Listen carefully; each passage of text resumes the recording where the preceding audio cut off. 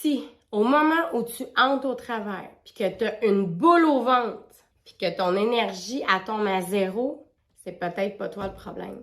C'est peut-être la toxicité autour de toi dans ton milieu de travail. La toxicité au travail, là, c'est bien plus commun que qu'est-ce que tu peux le penser. Puis souvent, ça s'installe tranquillement.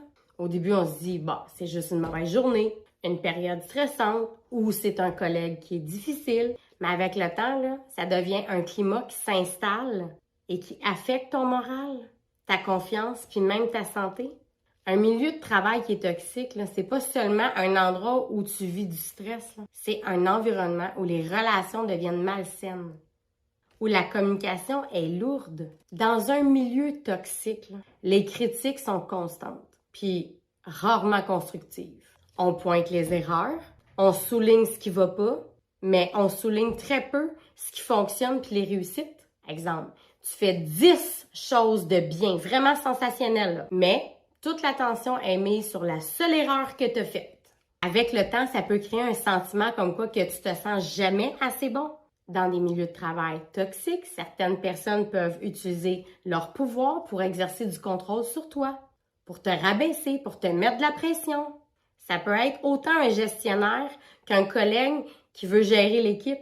Par exemple, retenir de l'information, prendre le crédit du travail des autres ou mettre quelqu'un dans l'embarras devant tous tes autres collègues. Ce genre de dynamique-là, ça crée un climat de méfiance. Aussi, dans un environnement de travail toxique, le commérage puis le blabla sur les autres personnes, ça devient pratique courante.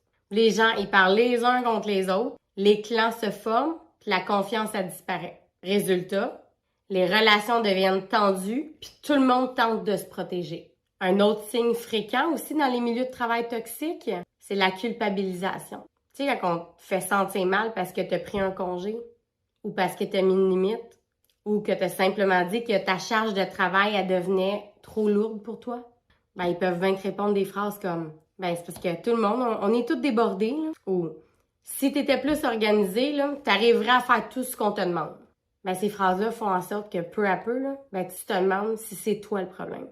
Tu sais, la toxicité au travail, ça reste pas juste dans ton milieu de travail, là. Mais non. En plus, faut que tu le ramènes à la maison. Fatigue constante, stress, difficulté à dormir, irritabilité, perte de motivation.